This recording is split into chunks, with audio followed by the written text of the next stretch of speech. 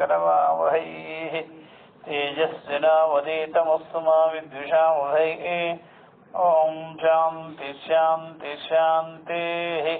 हरि ओम श्री गुरुभ्यो नमः। हरि ओम।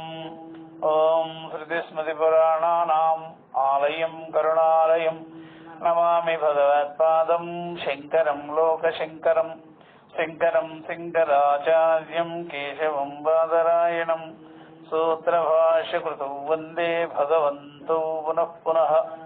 ईश्वरो गुरुरात्मेति मूर्तिभेदविभागिने व्योमवद्व्याप्तदेहाय दक्षिणामूर्तये नमः। सर्वात्मदर्शनं तद्वत् द्वैतबुद्धिनिराशनं यस्य बोधे भवेत् सिद्धिः तस्मै श्रीगुरवे नमः।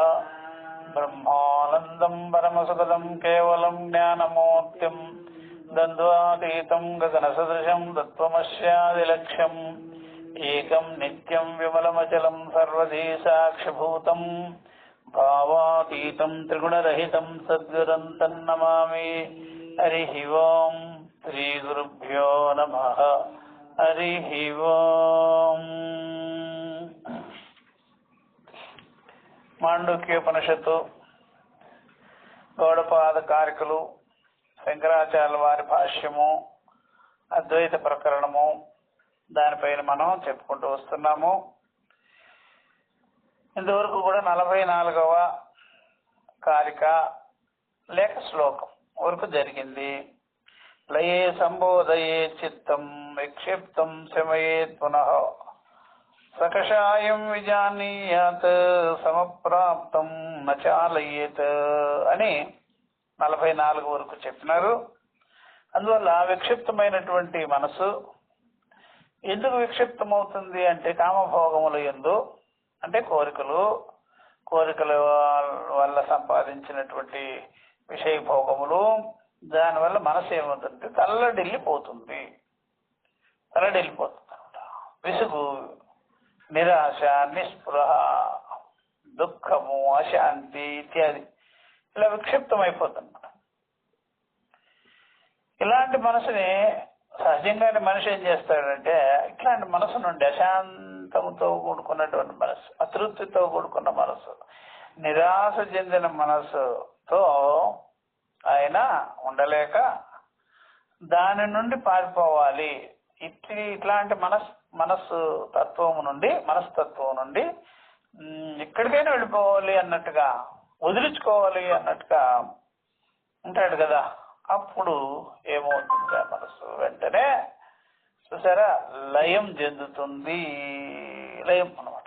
వ్యవహారం వద్దంటే వ్యవహారం లేదు అనమాట. వ్యవహారం వద్దంటే వ్యవహారం లేదు చూసినారా. అందువల్ల అశాంతి వద్దు అంటే అర్థం ఏంటి? అశాంతితో ఉండేటువంటి వ్యవహారాలకి దూరం అయిపోతాం. దూరంగా ఉండడం అనేటువంటిది ఏంటి? అది చూసారా లయం అనమాట. అంటే మనసు మొద్దు బారిపోయి ఉండటం, లేక సుషుప్తి దృష్టాంతం, సుషుప్తి ఎందున్నట్టుగా ఉండటం. ఇట్లా అనమాట. మనసుని మొద్దు బారిపోయేటట్టు చేసేసుకుంటారు అనమాట. ఒక్కోసారి ఉన్మత్తుడై ఉండిపోతాడు అట్లా అనమాట. మరలా మనసు ఏమవుద్దంటే పూర్వపు వాసనలు ఇంకా ఉంటాయి. వాసనాక్షయం జరగదు కదా. జ్ఞానం వల్ల జరుగుతుంది వాసనాక్షయం. జ్ఞానం కలగలేదు కదా, యథార్థం తెలియలేదు కదా. అప్పుడు వాసనాక్షయము కాకుండా వాసనలు అలాగే ఉండిపోతాయి. మళ్ళీ అది బహిర్ముఖానికి వస్తుంది. బహిర్ముఖానికి వచ్చిన వెంటనే మళ్ళీ విక్షేపానికి గురవుతుంది.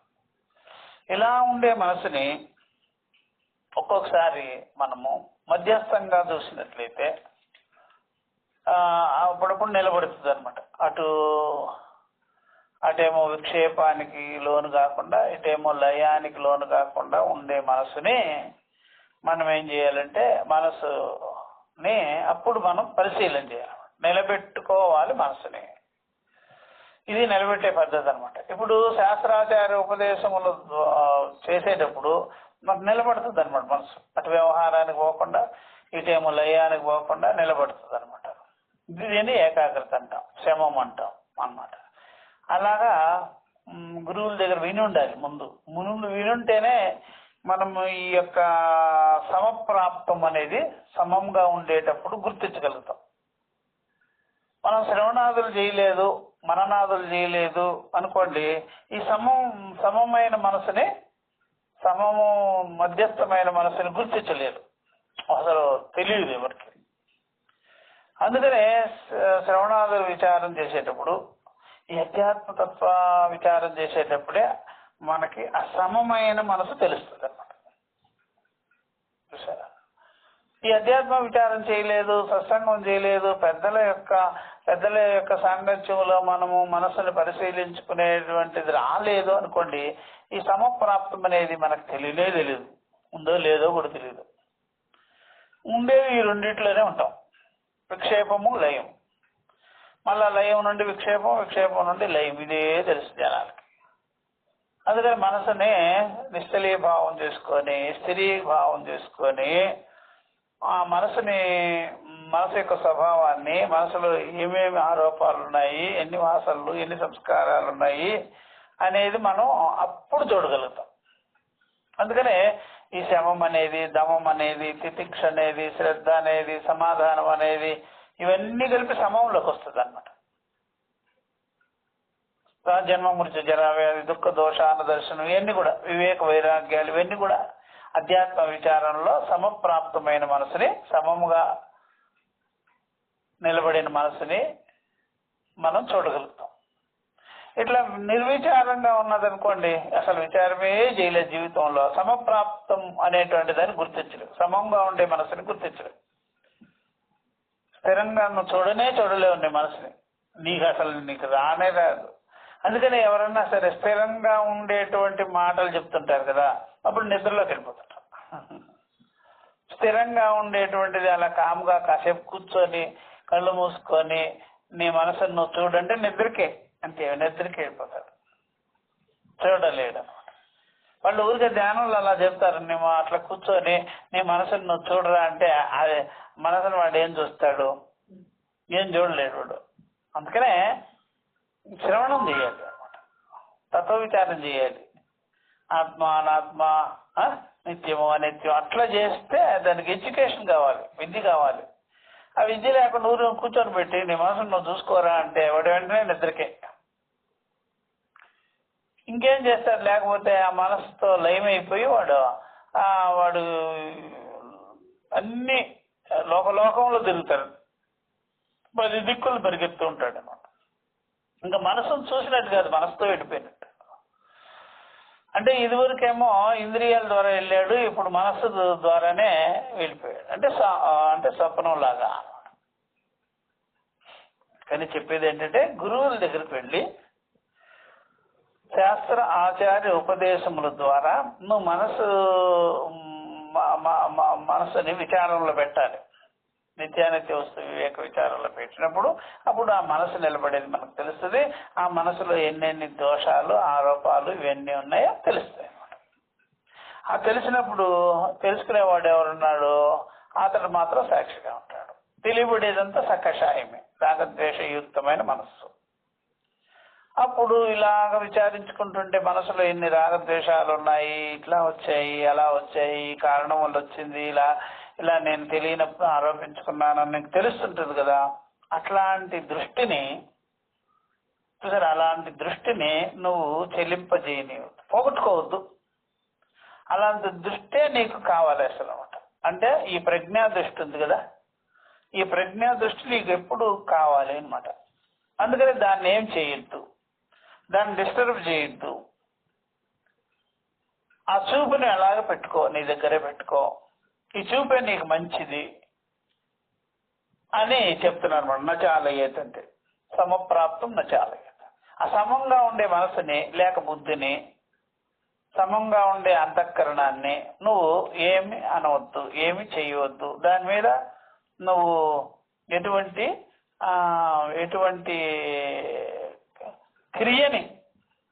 క్రియని వేసుకోవద్దు, దాని మీద కర్తృత్వం పెట్టుకోవద్దు. అలాగ ఉండనివ్వు. అలాగ సమంగా ఉండేటువంటి చిత్తము చిత్తములో ఆరోపింపబడిన దాన్ని చూడగలుగుతుంది అనమాట. అలా చూడగలగడమే ఇక్కడ మనలో దృక్ స్వభావం వచ్చింది, సాక్షి స్వభావం వచ్చింది, ద్రష్ట స్వభావం వచ్చింది, మనసుని మనం పరిశీలించే స్వభావం మనకి కలిగింది అనమాట. ఇది చెప్పారు ఇక్కడ. అర్థమైందా? అట్లా అనమాట. అందుకనే వివేక వైరాగ్యముల ద్వారానే ఇది మనం కలిగించుకుంటాము. అందువల్ల జ్ఞానాభ్యాస వైరాగ్య ద్వయోపాయం, ఈ రెండే ఉపాయం. జ్ఞానాభ్యాసం అంటే జ్ఞానం నిత్యమా అనిత్యమా అని అని బాగా విచారించుకుంటూ ఉండడము, అనిత్యం అంటే దాని మీద వైరాగ్యము. ఈ రెండు ఉపాయాలు అన్నమాట. సరే, దీన్ని వివేక వైరాగ్యములు అంటారు అని చెప్పారనమాట. అందుకని నిశ్చలంగా పెట్టుకో ఆ యొక్క దృష్టిని, మనసును చూసే దృష్టిని, మనసులో ఆరోపింపబడినటువంటి ఆరోపాలని చూసే దృష్టిని కలిగి ఉండము. నిరంతరం ఎప్పుడు ఉండదు, తప్పేం లేదు. దానివల్ల ఏమవుద్ది అంటే మనకి వివేకం కలుగుతుంది, వైరాగ్యం కలుగుతుంది. ఇది వివేక వైరాగ్యాలు. వివేక వైరాగ్యాలు ఎప్పుడైతే కలిగిందో ఇప్పుడు మీకు అన్నిటికీ జన్మమృత జరావ్యాధి దుఃఖ దోష అనుదర్శనం ఇదే. అనుదర్శనం అంటే ఇదే.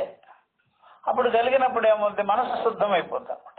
ప్రక్షాళన చేసేస్తాం, మనసుని ప్రక్షాళన చేస్తాం.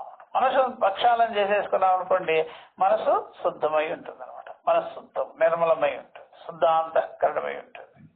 ఇదే ఆత్మదర్శనేకరణం భవతి అంటారు. ఇదే ఆత్మజ్ఞానానికి కారణం అవుతుంది. అంటే అంతఃకరణమే బాహ్య విషయాలకు కారణమైంది, ఇప్పుడేమో ఆత్మదర్శనానికి కారణమైంది, అంటే ఆత్మజ్ఞానానికి కారణమైంది అనమాట.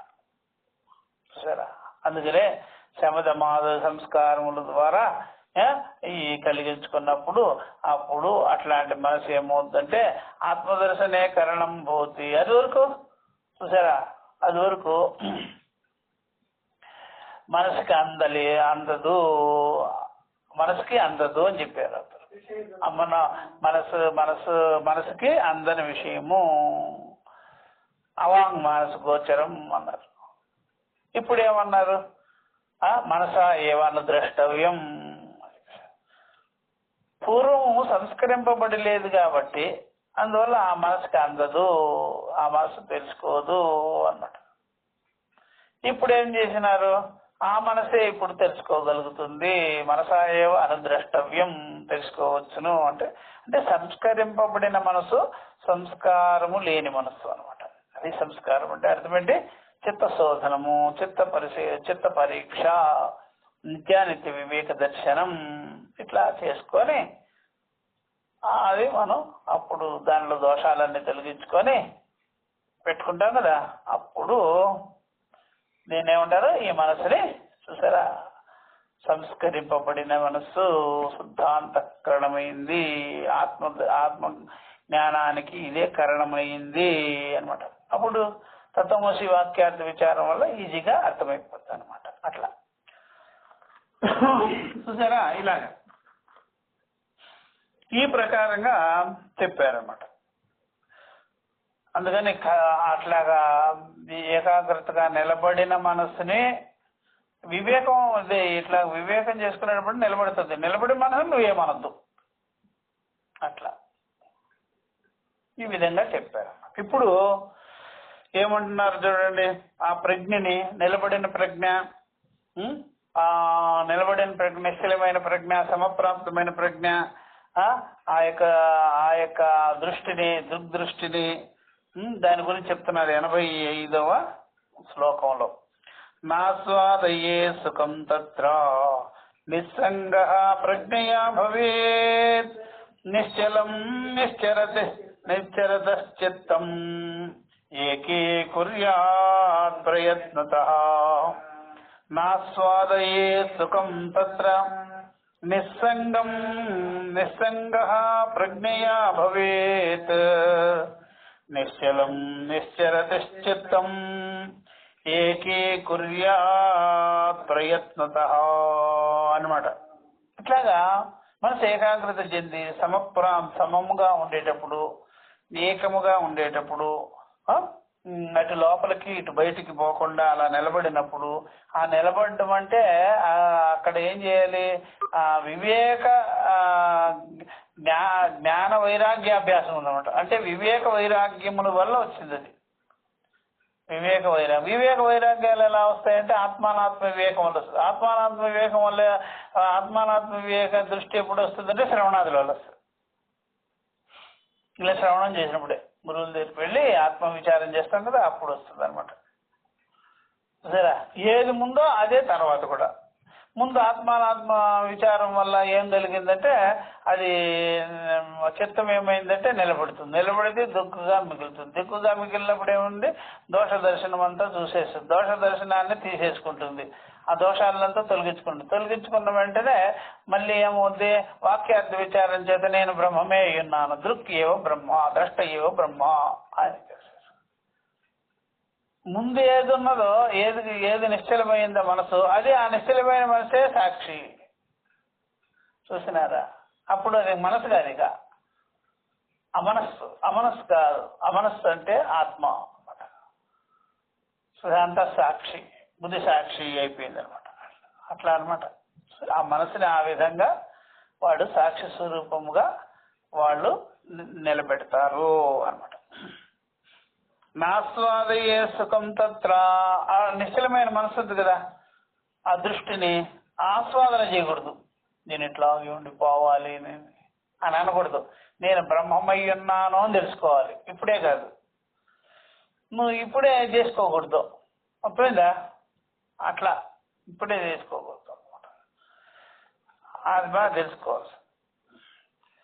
ఆ నిలబడిన మనసుని, మనసు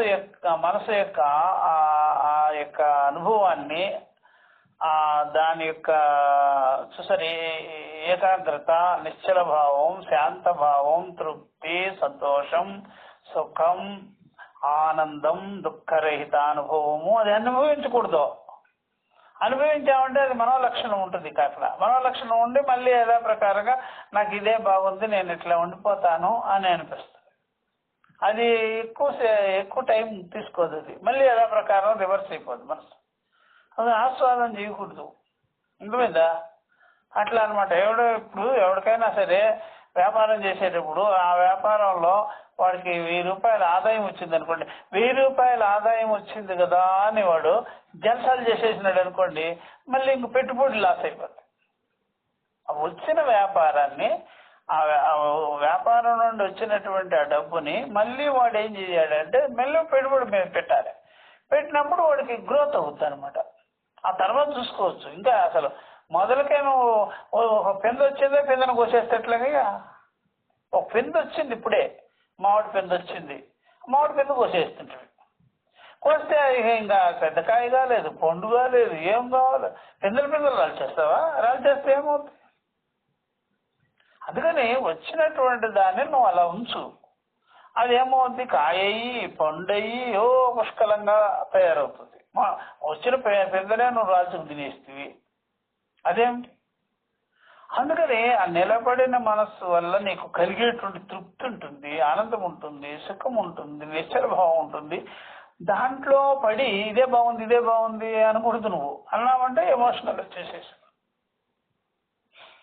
నేను బ్రహ్మమై ఉన్నాను అంతవరకు నువ్వు విచారం చేసుకోవాలన్నమాట. అహం బ్రహ్మాస్మి.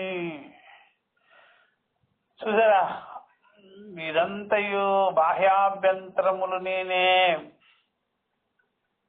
వ్యాపించుకొని ఉన్నాను అనేటువంటి చూసారా పరిపూర్ణ జ్ఞానం కలిగేంత వరకు నువ్వు విచారం చెయ్యాలి. అందుకనే మనసు యొక్క టేస్ట్ని నువ్వు అనుభవించినట్లయితే చివరికి మనసు మళ్ళా నిన్ను బయటకో లోపలికో తోసేస్తుంది అనమాట. అది సరే, చాలా మంది ఇదే బాగుంది అని కూర్చుంటారు. అలా కూర్చోకూడదు. నాస్వాదయే సుఖం తత్ర. దృష్టాంతం చెప్పినా చెప్పలేదా? మీరు ఎవడైనా సరే పెళ్లి చేసుకున్నాడు అనుకోండి, భార్య చాలా బాగుందిరా అని పిక్కిన్ వాళ్ళు ఏం చేయాలి, పెళ్ళి అయిన వెంటనే వాళ్ళకి హనీమూన్కి పంపించినాను. హనీమూన్కి పంపిస్తే ఇంకా వాడు ఎన్ని రోజులండి హనీమూను, ఒక 15 రోజులు 20 రోజులు నెల రోజులు కదా హనీమూను.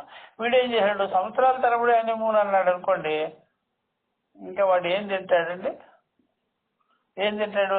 ఆ డబ్బులన్నీ అయిపోయినాయి, ఏటీఎంలో ఎంత లాగేయాలో లాగేశాడు, ఇంకేం లేదు, డబ్బులు అయిపోయా. చివరికి ఈ మధ్యలోనే బిడ్డలు పుట్టారు. బిడ్డలు పుడితే ఏమవుతుంది, దానం చెయ్యండిరా, ధర్మం చెయ్యండిరా అని తిరగాల్సింది ఇద్దరు కలిసి, మూడు పిల్లలు. అది 20 రోజులు 4 రోజులు తిరిగేవా హనీమూను, ఇంటికి వచ్చేసేసేవాలి, మళ్ళీ బిజినెస్ చూసుకోవాలి. కానీ హనీమూనే లైఫా?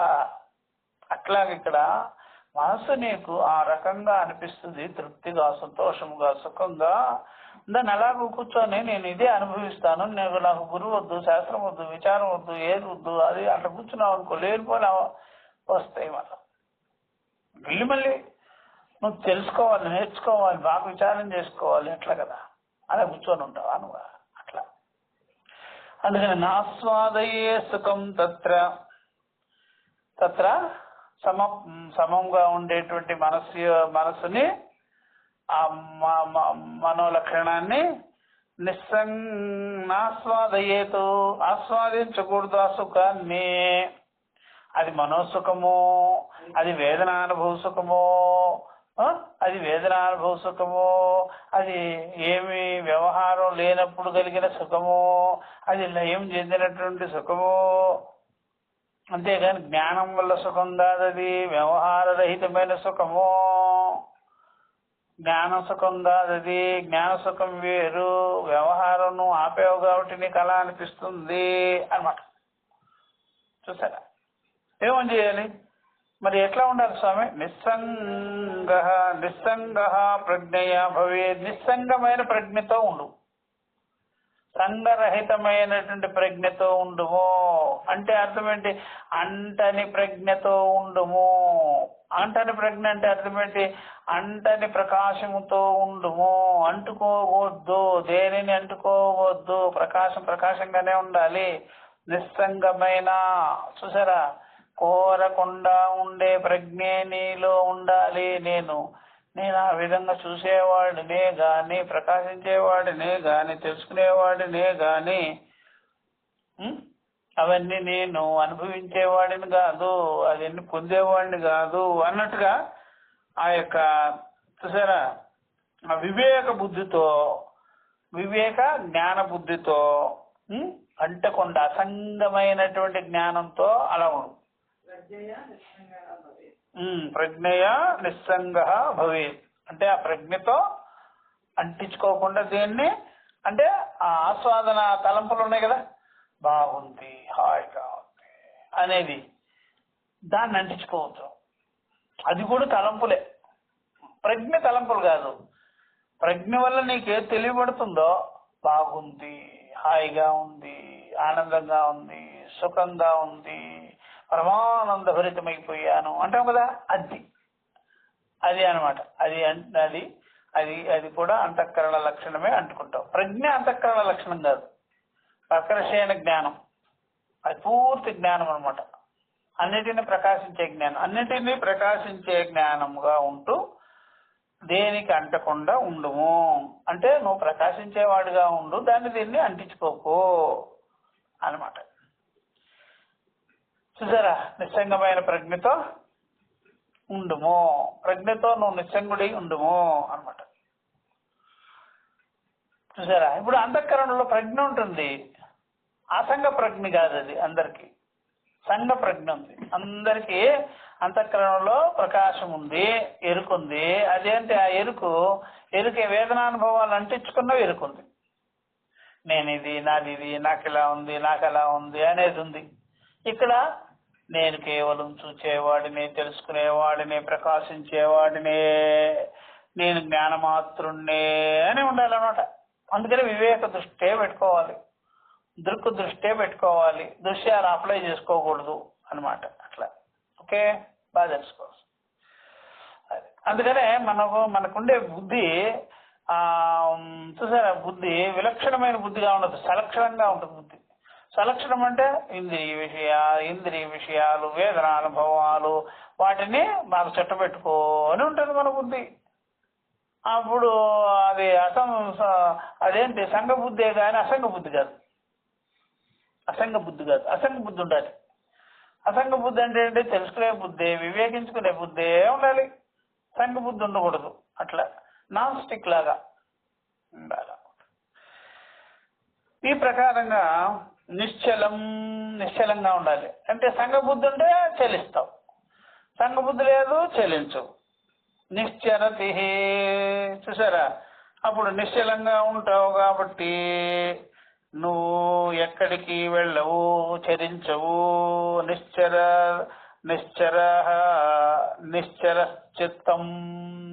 చిత్తము అటు ఇటు పరిగెత్తదు, బయటికి లోపలికి పరిగెత్తదు, బయటికి పరిగెత్తదు.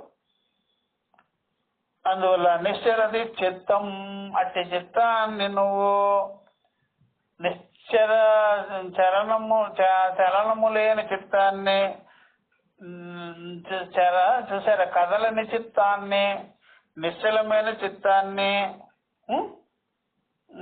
అసంగమైన చిత్తాన్ని ఏకీకుర్యాద్, అది నువ్వు పెట్టుకొని ఉండము, నీలో పెట్టుకొని ఉండము, నీదిగా పెట్టుకొని ఉండము. నీలో పెట్టుకో, ఇదే నీది. ఏకీకుర్యాత్, చూసారా? ఏకీకుర్యాత్, చిత్తాన్ని ఏకీకుర్యాత్ అంటే అర్థం ఏంటి? ఘనంగా చేసుకో, ఒక్కటిగా చేసుకో, విడివిడిగా పెట్టుకోకు. ఎందుకని? ప్రజ్ఞానాన్ని చేసుకోవద్దు, ఘన ప్రజ్ఞగా పెట్టుకో. చలనం లేకుండా పెట్టుకో చిత్తాన్ని. బుద్ధి చలనం లేకుండా పెట్టుకో. చలనం లేకుండా పెట్టుకోవడం అంటే స్థిర బుద్ధి.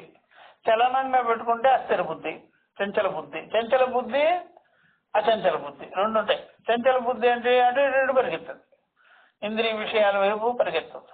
నిశ్చల బుద్ధి అంటే ఎక్కడికి మరకుండా అలా ఉంటుంది అనమాట. లయ బుద్ధి అంటే అది నిద్రపోయే బుద్ధి.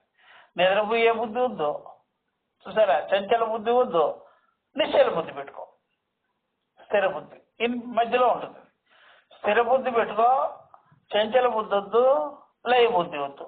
లయమైపోయే బుద్ధి వద్దు, మత్తు బుద్ధి. అది మబ్బు బుద్ధి వద్దు, మత్తు బుద్ధి వద్దు, చంచల బుద్ధి వద్దు. స్థిర బుద్ధి కావాలి. స్థిర బుద్ధి కావాలి. స్థిర బుద్ధి ఏం చేస్తుంది? అది వివేకం చేయగలుగుతుంది. స్థిర బుద్ధి వివేకం చేయగలుగుతుంది. అందుకని వివేకం చేసే సామర్థ్యం ఉండాలి బుద్ధికి. చంచల బుద్ధికి, లయ బుద్ధికి వివేకం చేసే సామర్థ్యం ఉండదు. అది వీళ్ళు, చూసారా? అది వీళ్ళు కోరేది, అధ్యాత్మవేత్తలు కోరేది ఇదే అనమాట. అందుకని ఈ ప్రకారంగా సామ్యావస్థని పొందినటువంటి దానిలో నువ్వు సుఖాన్ని కోరకు, సుఖాన్ని రుచి చూడకు, సుఖాన్ని ఆస్వాదన చేయకు. ఎక్కువ మంది ఆ సామ్యావస్థ బుద్ధిని అది కోరుతారనమాట. చాలా బాగుంది, ఇదే జల్లు. సామ్యావస్థ బుద్ధి ఊరికే వచ్చిందనమాట. ఊరికే వచ్చిన దాన్ని నిలబెట్టుకొని నువ్వు అప్పుడు తత్వ విచారం చేయాలి, వివేకం చేసుకోవాలన్నమాట. అంతేకాదు వివేక బుద్ధి ద్వారా నువ్వు నిస్సంగమై ఉండము. ఆ వివేక బుద్ధి ద్వారా, చూసారా? సామ్యావస్థని పొందిన బుద్ధి స్థిర బుద్ధి కాబట్టి వివేక బుద్ధిగా చేసుకో. ఆ వివేక బుద్ధి ద్వారా నువ్వు దేన్ని అంటించుకోవు. వివేక బుద్ధి ద్వారా నువ్వు దేనిని అంటించుకోవాలంటే అసంగంగా ఉంటావు. అసంగ బుద్ధి కావాలి. అసంగ బుద్ధిమైన బుద్ధి అంటే బయటికి పోదు, బయట విషయాలు ఇంద్రియాల ద్వారా విషయాల మీదకి వెళ్లకుండా చేసుకో. నిశ్చలంగా పెట్టుకో. వెళ్లకుండా ఉంటే నిశ్చయంగా ఉంటుంది, బయటకు పోకుండా ఉంటే నిశ్చలంగా ఉంటుంది. నిశ్చలంగా ఉండే బుద్ధి కొరకే నువ్వు, చూసారా? నువ్వు ఏకాగ్రతతో లాగి నీ యందు చేర్చుకో. ఈ యొక్క బుద్ధిని నీ స్వరూపంగా చేసుకో, నీ అనుభవంగా మార్చుకొని ఉండుము. ఏకాగ్రత చేసుకో. ఏకీకుర్యత అంటే ఏకాగ్రత చేసుకో. ఘన ప్రజ్ఞగా చేసుకో, ఏకప్రజ్ఞగా చేసుకోలేకపోతే. సజాతి విజాతి సగత భేదరహితమైనటువంటి ప్రజ్ఞగా చేసుకో. సజాతి ఉండకూడదు, విజాతిగా ఉండకూడదు, స్వగతము నీలోనే నీకు అది తలంపులు వేరువేరుగా ఉండే తలంపులు లేకుండా కేవల ప్రజ్ఞతో ఉండుము అన్నమాట. ఇది చెప్పారు అనమాట. అంటే అంతా కలిపితే దృక్కుగా ఉండుము, చూసారా, అసంగ ప్రజ్ఞగా ఉండుము, స్థిర ప్రజ్ఞగా ఉండుము అని చెప్పేసి. చూడండి ఇప్పుడు సమాధిస్తతః యోగినః యత్సుఖం జాయతే తత్ నాస్వాదయేత్ తత్ర న రజ్యేతే ఇత్యర్థః అన్నమాట.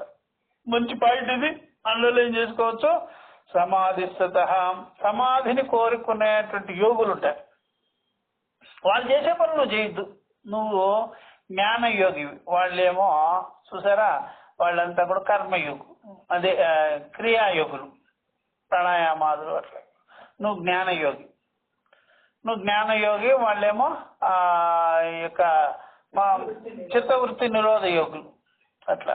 సాధన యోగులు అనుకోండి, వీళ్ళు జ్ఞానయోగులు, వాళ్ళ సాధన యోగులు అన్నమాట. వాళ్ళ పని నువ్వు చేయొద్దు అనే.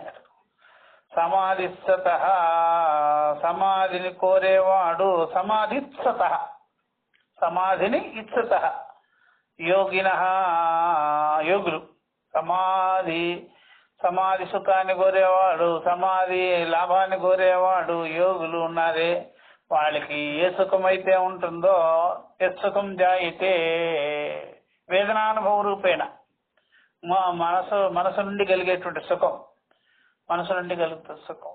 అర్థమైందా? ఇప్పుడు వ్యవహారంలో మీకు ఏదైనా లభిస్తే, ఏదైనా ఇష్టమైన వస్తువు లభిస్తే సుఖం కలుగుతుంది మనసులో.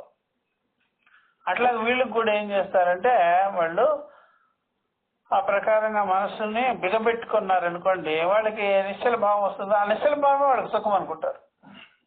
నిశ్చల భావం ఎందుకు పెడతాము అంటే వివేకం చేసేదాని కొరకు. నిశ్చల భావం ఎందుకు రావంటే వివేకం చేసుకునే దాని కొరకు అనమాట. అది బాగా తెలుసుకోవాలి.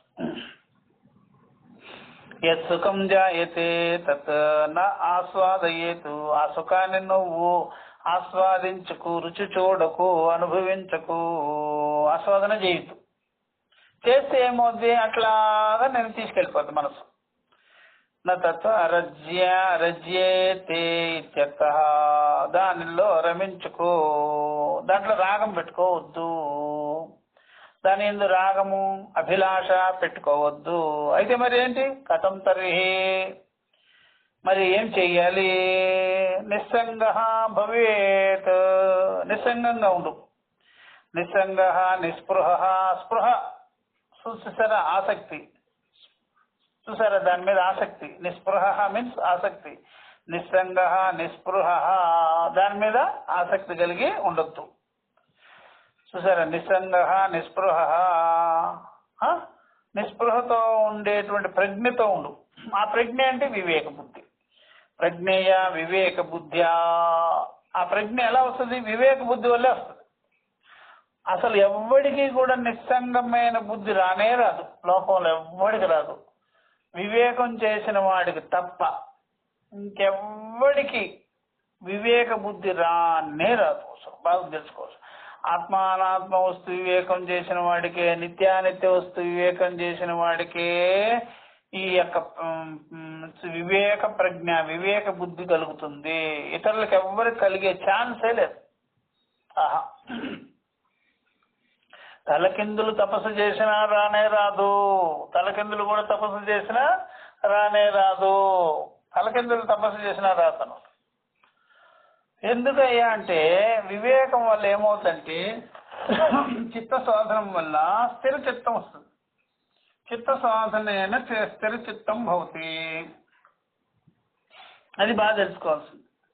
నిస్సంగ నిస్పృహ ప్రజ్ఞయ వివేక బుద్ధ్యా యద్ ఉపలభ్యతే, వివేక బుద్ధి వల్ల కలిగినటువంటి సుఖం చూసారా, వివేక బుద్ధ్యా యత్ ఉపలభ్యతే సుఖం తత్ అవిద్యా పరికల్పితం వృషా ఏవ విభావయేత్. నీకేం తెలుస్తుందంటే వివేక బుద్ధి వల్ల చూసారా, ఆ సుఖము ఏమిటి అని తెలిసిపోతుంది. వివేక బుద్ధి వల్ల, వివేక బుద్ధి వల్ల నీకేం కలుగుతుంది అంటే నీకు కలిగిన సుఖము ఏం సుఖము అని చెప్పేస్తుంది అది వివేక బుద్ధితో. వివేక బుద్ధి వల్ల నీకు ఏమి కలుగుతుందిరా అంటే, వివేక బుద్ధి వల్ల నాకు కలిగేది ఏంటంటే, నాకు కలిగిన సుఖం అవిద్యా పరికల్పితమైనది అని తెలుసు.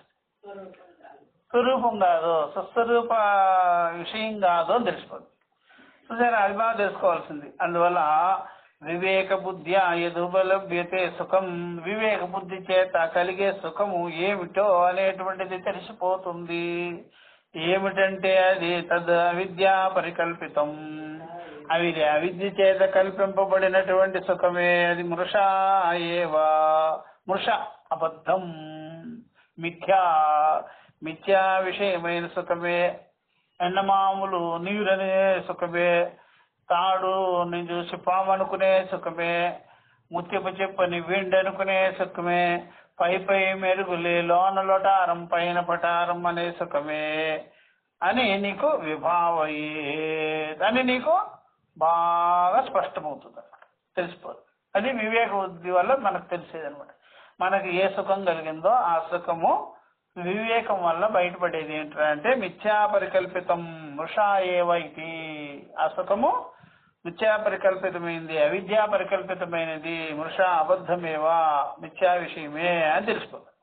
ఇది అందుకనే నిస్సంగమైన ప్రజ్ఞ కలిగి ఉండు. నిస్సంగమైన ప్రజ్ఞ వల్ల నీకేం కలుగుతుందంటే వివేక బుద్ధి. వివేక బుద్ధి వల్ల నీకు కలిగేది ఏమిటంటే సుఖ లక్షణం ఏమిటి అని తెలిసిపోతుంది. అదేంటి, సుస్వరూప సుఖమా, లేకపోతే చూసారా వేదన అనుభవాలా, ప్రత్యానుభవాలా అనేది నీకు అర్థమైపోతుంది. కల్పితమైనదా లేకపోతే నిర్వికల్పమైనదా? నిర్వికల్పమైన సుఖాన్ని నువ్వు పొందవలసిన పని లేదుగా, నువ్వే అయి ఉన్నావుగా, దాన్ని ఆస్వాదించే పని లేదు. నిర్వికల్పమైనటువంటి సుఖం అయితే, ఆత్మసుఖం అయితే నువ్వు దాన్ని ఆస్వాదించే పనిలే, అనాత్మ సుఖాన్ని ఆస్వాదిస్తావు. అనాత్మ సుఖాన్ని ఆస్వాదించేది, ఆత్మసుఖాన్ని నువ్వు ఆస్వాదించలేవు అన్నమాట, బాగా తెలుసుకోవచ్చు. అట్లా అందువల్ల తద్ అవిద్యా పరికల్పితం మృషా ఏవైతి విభావయేత్. సరే, తతోపి సుఖ రాగా నిగృహణీయాదిత్యర్థః.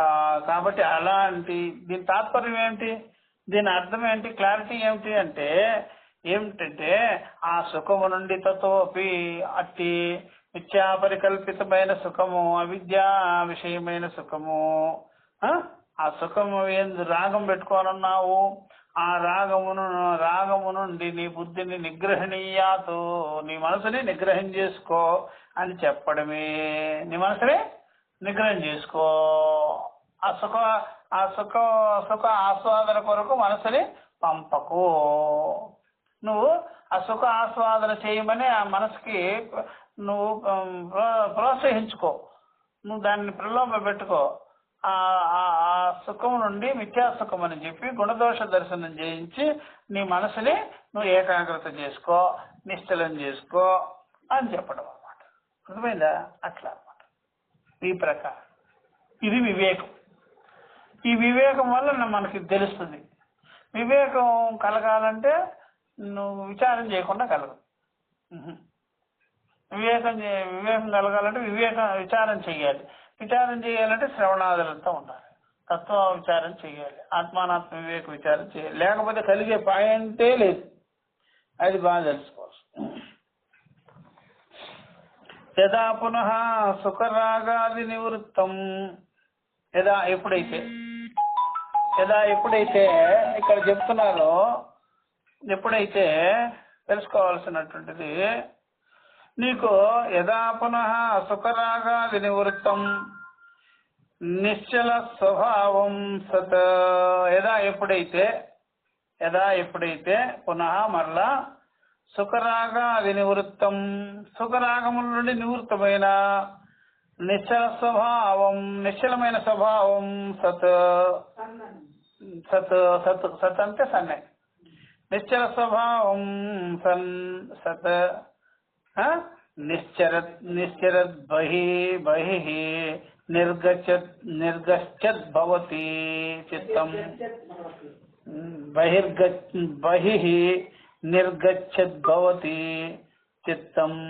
తతో నియమ్య నియమ్య ఉక్త ఉపాయేన ఆత్మని ఏవ ఏకీకుర్యాత్ ప్రయత్నతః చిత్స్వరూప సత్తా మాత్రమేవ ఆపాదయేత్ ఇత్యర్థః. వెరీ గుడ్ భాష, మంచి భాష ఇది. లేదా పునః ఎప్పుడైతే నువ్వు ఈ విధంగా వివేకం చేసుకుంటావో, ఆ వివేకం వల్ల నీకు ఈ సుఖము అనాత్మ విషయమైన సుఖము యథార్థం కాదు, స్వాత్మ విషయం కాదని నీకు తెలుసుదో, అప్పుడు ఆ సుఖం ఎందు రాగం పెట్టుకోకుండా నువ్వు మనసుని నిగ్రహం చేసుకుంటావో, అప్పుడు యదా పునః అప్పుడు సుఖరాగాత్ నివృత్తం మనస్సు, సుఖరాగముల నుండి నివృత్తమైనటువంటి మనసు నిశ్చల స్వభావాన్ని పొందుతుంది. మనసు చూసారా, నిశ్చల స్వభావం సన్ నిశ్చరద్బహి నిర్గచ్చద్భవతి. ఆ నిశ్చల స్వభావమైనటువంటి చిత్తము మరలా బాహ్యంగా వెళ్లకుండా, బాహ్యానికి వెళ్ళదిక. చూసారా, బాహ్యానికి పోయే సుఖము, బాహ్యానికి పోయేటువంటి మనసు ప్రవృత్తి అప్పుడేమోంది, పై చెప్పినట్టుగా ఉపాయముల చేత అదేముంది వెనక్కి వచ్చేస్తుంది. వెనక్కి చూసారా చరత్ బహిర్నిర్గచ్చద్భవతి చిత్తం. ఆ చిత్తం ఏమవుద్ది, తతస్తతః నిదానంగా వివేకం చేసుకుంటూ వివేక వైరాగ్యాభ్యాసముల ద్వారా తతస్తతః నియమించుకుంటూ నిత్యమేంటి అనిత్యమేంటి ఇంద్రియ విషయం ఏంటి అది చెప్పుకుంటూ ఇలా విచారించుకుంటూ ఆ చిత్తం నిదానంగా స్వాత్మస్థమైపోద్ది అనమాట. నీ అందే ఉండిపోద్ది ఆ చిత్తం, బయటకు పోదిక. తతస్తతః ఇప్పుడు అందరికి బయట పోయింది చిత్తం, బయటకు వెళ్ళిపోయింది చిత్తం. అందుకని లాగడం చాలా కష్టంగా ఉంది. అందుకని ఇలాంటి తత్వ విచారం వల్ల మీ మనసు మీ దగ్గర ఉండాలన్నమాట. మీ మనసు మీ దగ్గర, మీ పిల్లలు అందరూ అమెరికాలకు దేశ విదేశాలకు పోయినారు కానీ మీ చిత్తం మాత్రం మీ దగ్గర ఉంటే మంచిది. మీ చిత్తాన్ని కూడా దారిపోసుకొని, అంటే చిత్తాన్ని దారిపోసుకుంటే గుండెకాయని ఎక్కడో పడేసుకున్నట్టు ఉంటుంది, 2 కిడ్నీలు నేను అమ్ముకున్నాను అన్నట్టుంటుంది. చిత్తాన్ని పోగొట్టుకుంటే నా మెదడు నా దగ్గర లేదు స్వామి, నేను ఎవరికో ఇచ్చేసాను అన్నట్టుగా ఉంటుంది. అందువల్ల మీ చిత్తం మీ దగ్గర పెట్టుకోండి. అర్థమైందా? పిల్లలు పోయారు, దేశ విదేశాలకు పోయారు. మీ చిత్తాన్ని మీ అక్కడ పంపించేస్తే, మీ చిత్తాన్ని బహిర్ముఖం చేస్తే ఎట్లాగా? అందుకని నిదానంగా మెల్లమెల్లగా చూసారా, నియమ్య పై చెప్పబడినటువంటి ఉపాయముల ద్వారా చూసారా, వివేక అభ్యాస వైరాగ్యముల ద్వారా. వివేకాభ్యాసం అంటే నిజమా కాదా, నిత్యమా కాదా అనేటువంటి చూసారా, ఇది అభ్యాసం. అభ్యాసంతో వైరాగ్యం కలిగేటప్పుడు చిత్తము బయటికి పోదు. చూసారా, ఈ విధంగా చిత్తం తతో నియమ్య ఉక్త ఉపాయేన పై చెప్పబడిన ఉపాయముల ద్వారా. ఉపాయం ఏంటి? ఇదే గుణదోష దర్శనం చేసుకొని మనసుని మీ వైపు లాక్కోవాలి. దేన్ని ఆస్వాదించకూడదు అనమాట. ఉపాయేన ఆత్మని ఏవా, ఆత్మయందే, ఏవా అనగానే నిశ్చయము, ఆత్మయందే ఏకీకుర్యాతు, నీ స్వాత్మయందే నీ మనసుని ధరించుము. నీ స్వాత్మయందే నీ మనసుని ఆత్మ కంటే వేరుగా చేసుకోకుండా నీ మనసుని ఆత్మస్వరూప ప్రతిష్టానము చెయ్యము. ఆత్మయందే స్థిరపరచుము అనమాట. చిత్తము ఇప్పుడు ఏమైంది, ఆత్మను వదిలిపెట్టి, అంటే నీ స్వరూపాన్ని వదిలిపెట్టి, నీ అనుభవాన్ని వదిలిపెట్టి, నీ బలాన్ని వదిలిపెట్టేసి అది బాహ్య విషయములపైకి వెళ్ళిపోయింది అనమాట. అందుకని అది నిర్బలమైపోయి తిరుగుతుంటుంది. ఇప్పుడే స్వాత్మ బలం కలిగించుకొని నీలో నీవై ఉంటుంది, తత్వమసిగా ఉంటుంది. సో నీ స్వరూపమై ఉంటుంది అనమాట. అందువల్ల ఆత్మని ఏకీకుర్యాత్ ప్రయత్నత అన్నాడు. ఎందుకంటే ఇది మధ్యకారులకు కూడా యూజ్ఫుల్ అనమాట. అంటే వెంటనే బాగా శ్రవణం బాగా దృఢపూర్వకంగా చేసుకొని ఉండరు కదా వాళ్ళకు కూడా ఇది యూజ్ అనమాట. ప్రయత్నపూర్వకంగా చేయాల్సింది. శనై శనై ఉపరమే బుద్ధ్యా ధృతి గ్రహీతయా అని చూడండి. శనై శనై ఉపరమేత్ శనై శనై మెల్లమెల్లగా దగ్గరగా రమేత్ నీ యందు నువ్వు రమించాలి. బుద్ధ్యా ధృతి గృహీతయ ఆ బుద్ధి దృఢమైన బుద్ధితో గ్రహించుకొని ఆత్మానాత్మ వివేక జ్ఞానం వల్ల దృఢ బుద్ధి వస్తుంది. ఆత్మానాత్మ వివేక బుద్ధి వల్ల దృఢమైనటువంటి బుద్ధితో నువ్వు ఇలాగా నువ్వు వెనక్కి లాక్కో దృఢ గృహీతయా ఆత్మసంస్థం. చూసారు, ఆత్మసంస్థం మనఃకృత్వ నకించదపి చింతయ్యేత్. నీ యందు నీ మనసు పెట్టుకొని నీ స్వరూపంలో నీ మనసును పెట్టుకొని, అంటే నీ స్వరూపమే అయ్యున్నది, మనసు వేరు కాదని తెలుసుకొని, నీ స్వరూపమే అయ్యింది మనసు, నీ స్వరూపం కంటే నీకంటే ఈ మనసు వేరు కాదని తెలుసుకొని, నీ నేడే ఈ మనసును తెలుసుకొని నిశ్చలంగా పెట్టుకొని అటు ఇటు తిప్పకుండా ఉంచుకునము అని అర్థం అనమాట. చూసారా, ఆత్మని ఏవ ఏకీకుర్యాత్ ప్రయత్న. ఏం ధ్యానాదుల కల్లా సమాధులు దానివల్ల రానే రాదు, మీ శ్రవణంలోనే వస్తుంది. ఇది ఇలా విచారం చేసేటప్పుడే తెలిసిపోతుంది మీకు. విచారం చేయాల్సిందే తప్పకుండా. చూసారా, ఆత్మని ఏవ ఏకీకుర్యాత్ ప్రయత్నత అన్నాడు. బాగా ప్రయత్నం చేసుకొని నువ్వు నీ స్వరూపం మాత్రంగా నిలుపుకో నీ బుద్ధిని అనమాట. తర్వాత ఏమిటి చెప్తున్నాను లాస్ట్ వాక్యం, చిత్ స్వరూప సత్తా మాత్రమేవా అని తెలుసుకో. ఇది చిత్ స్వరూప సత్తా మాత్రంగానే ఉంది ఈ మనసు బుద్ధి. చిత్ స్వరూప సత్తా లేకుండా లేదు అంటే అందుకని చెప్పింది నేనేడే అని. నేనేడే అది, నీ కిరణమే, ఇది నీ చైతన్య కిరణమే ఈ మనసు బుద్ధి ఇంద్రియాలు. కాబట్టి ఈ కిరణాలన్నీ సూర్యుడిని వదిలిపెట్టకుండా చైతన్యాన్ని వదిలిపెట్టి లేవు. అందుకనే చిత్స్వరూప సత్తా మాత్రమేవా ఆపాదయే. ఈ విధంగా నువ్వు నిశ్చయం చేసుకో. ఆపాదయేత్ మీన్స్ నిశ్చయం చేసుకో. కాబట్టి నీ చిత్స్వరూప సత్తా కంటే ఇది అన్యంగా లేదని నువ్వు నిశ్చయం చేసుకో అని అనమాట. సరే, ఎంత క్లియర్గా ఉందో.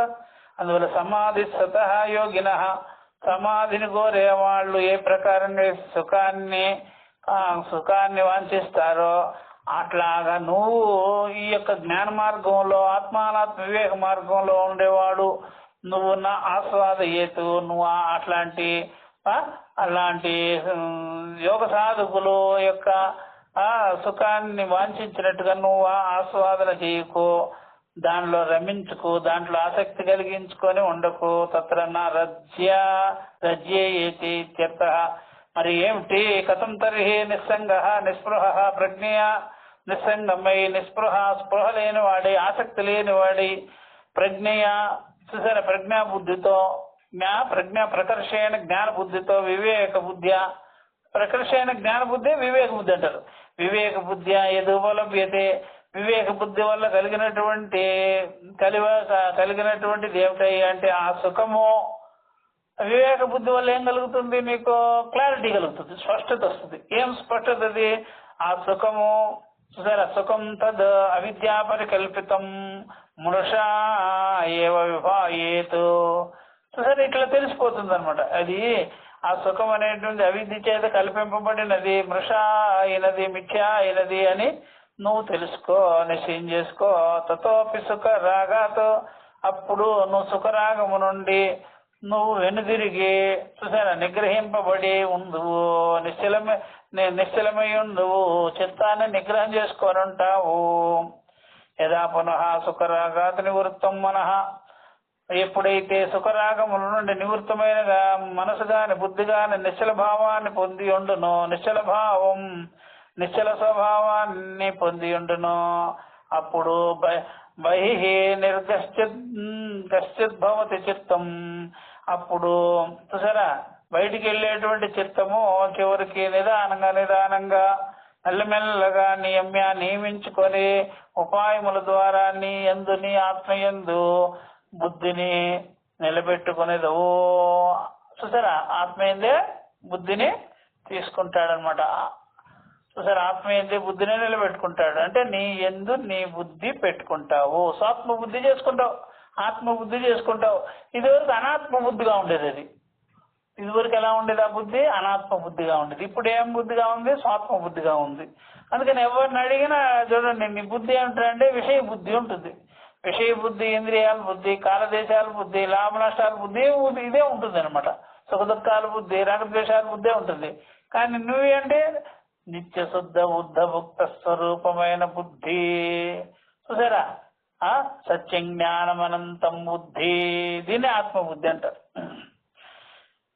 కాబట్టి ఈ విధంగా చేసుకో. చిత్స్వరూప సత్తా మాత్రంగానే ఉన్నది అని నువ్వు నిశ్చయం చేసుకో. ఈ బుద్ధి చిత్స్వరూప సత్తా మాత్రంతోనే ఉంది అని తెలుసుకో అని చెప్పారనమాట. ఓకే, దీన్నే అరే జనక ప్రాణో బ్రహ్మ మనో బ్రహ్మ నచ్చారా? దీన్నే నీ ప్రాణం బ్రహ్మమై ఉన్నదయ్యా, నువ్వు అభయ బ్రహ్మమై ఉన్నావు, నీ మనసు బ్రహ్మమే అయ్యున్నది అని దీన్నే చెప్పారనమాట. ఇది మనం నెక్స్ట్ క్లాసులో ఇక్కడ నుంచి చెప్పుకుంటాం. ఓం సహనావతు సహనౌ భునక్తు సహ వీర్యం కరవావహై తేజస్వినావధీతమస్తు మా విద్విషావహై. ఓం శాంతి శాంతి శాంతి. హరి ఓం శ్రీ గురుభ్యో నమః. హరి ఓం తత్సతు.